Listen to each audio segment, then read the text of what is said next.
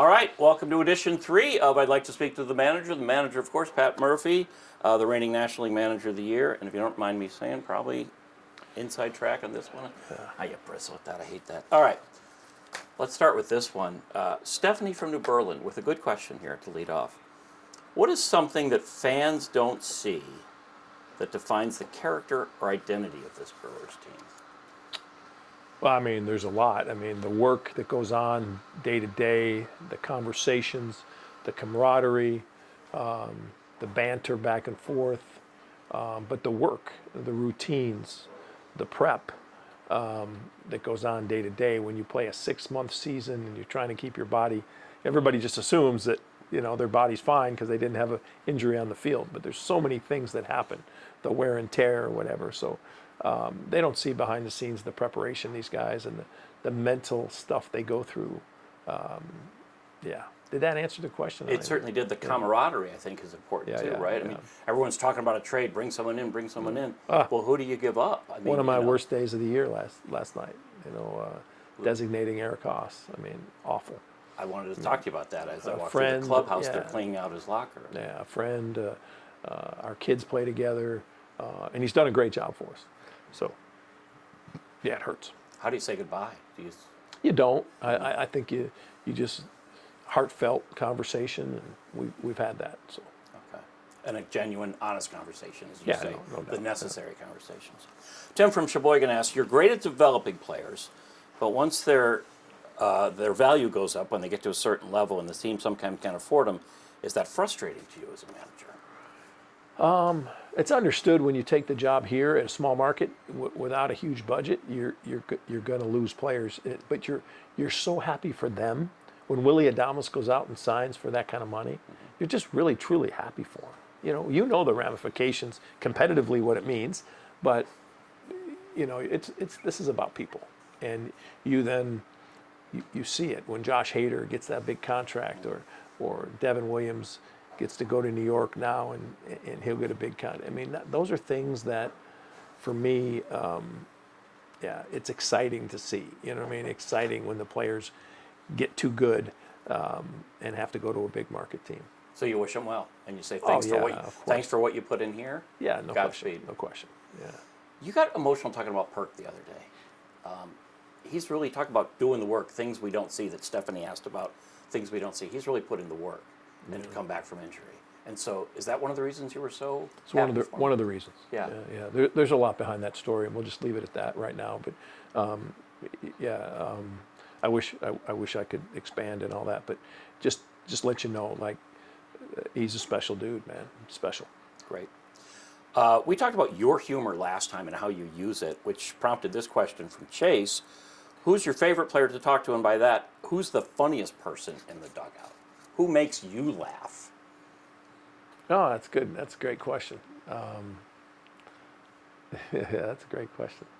I love just crushing Sal every day. You know what I mean? And I'm trying to think who's funny on our team. Sal gives it back, right? No. Oh, no, he doesn't? He's paralyzed by it. That's a true story. You know, he's totally paralyzed. See, who's funny?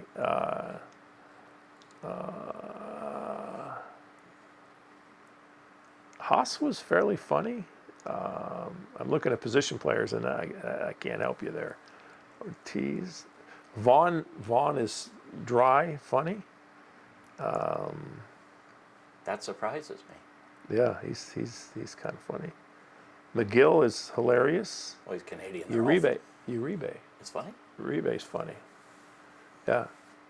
He's funny in a lot of ways, but he's funny. And we'll leave it at that, as you like to say. That's a good group. It is a good group, yeah. Kylie from Port Washington. This is a good question. What's the hardest non-sports thing you've had to overcome in your life? Oh, I mean, hardest thing I've ever had to overcome? There's been a lot of things, you know, like a lot of things in my childhood that were others deemed more difficult than I thought they were, and now I realize how it affected me. But I had a heart attack, and people want me to say that. I don't think it's in the top 5, but I'm trying to think other things, just hardships that happen, whether it's about your kids or, about friends in your life, but death of friends, or sickness of friends, it'll crush you.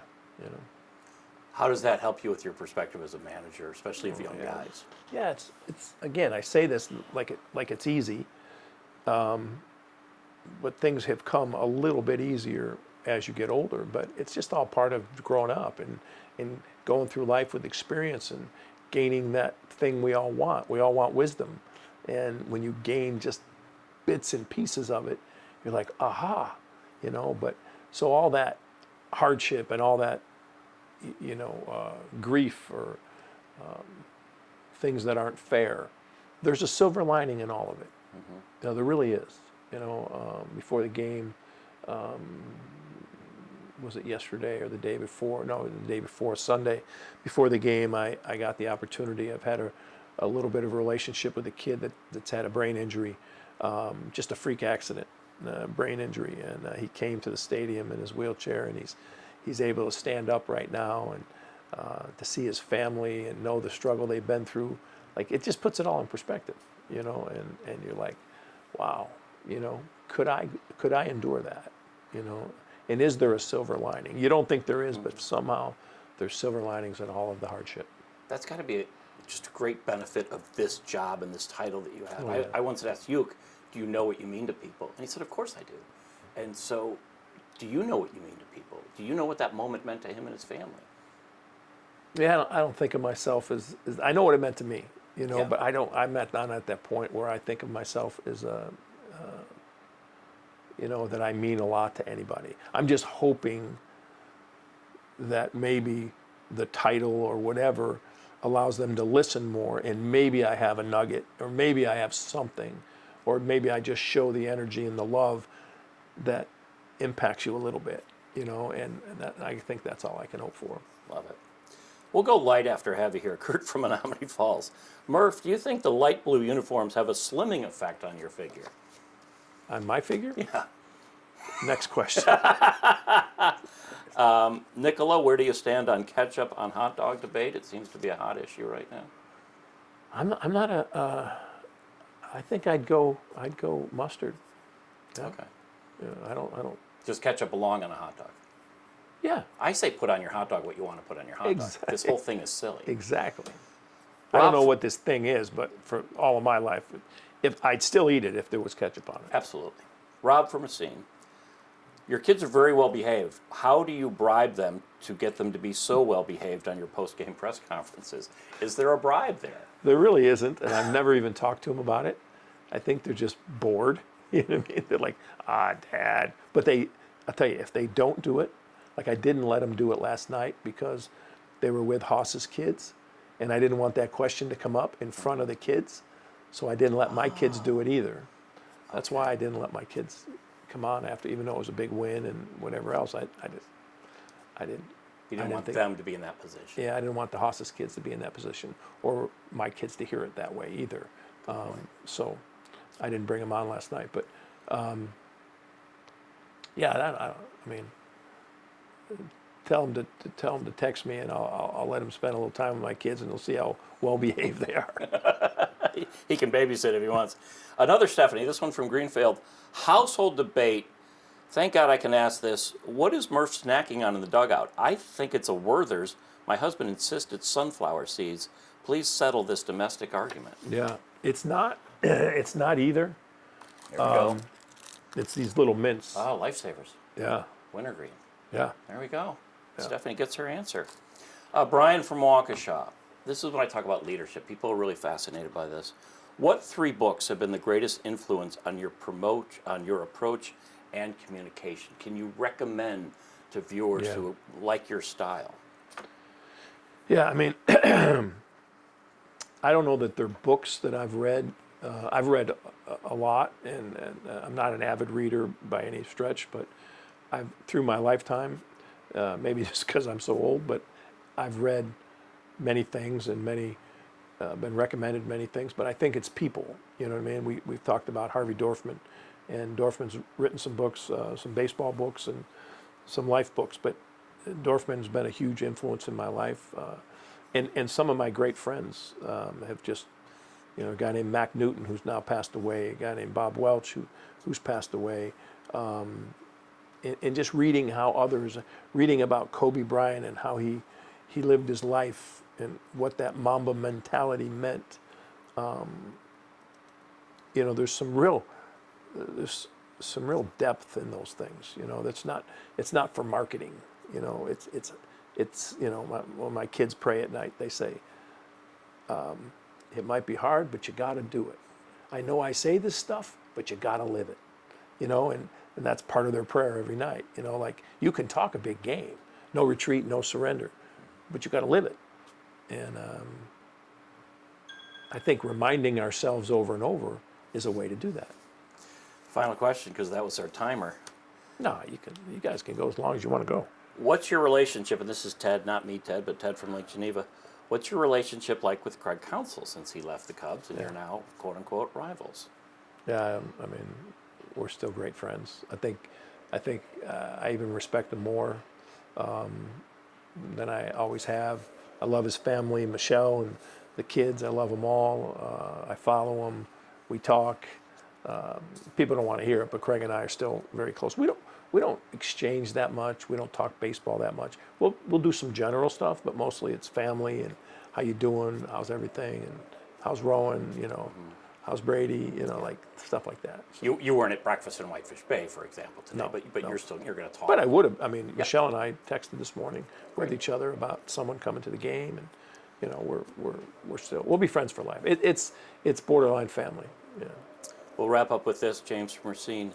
How do you help your players deal with all this external pressure and chatter that comes with this recent success and everybody in the league talking about you? Who was that? That was James from Racine. James from Racine. James, you nailed it. It's the number one thing that you deal with. Just trying to keep all of their energy on the process and not get distracted. If you got your head down, you'll see the potholes. If your head's up and you're listening or you're reading what you're talking about reading, I don't read any of it. I'm sorry, I don't watch anything. But I don't, because I know what I know. And, you know, I'd like to know about what's going on in the world. You know what I mean? If something's going on out there, I'd like to know about it. And people do mention things to me here and there, but I don't read anything. And I don't have social media, so I don't go on it. Because I think it's distracting. I'm on a mission, and it's distracting. I'm going to make the final question my question. The news spread last night of Ryan Sandberg's passing.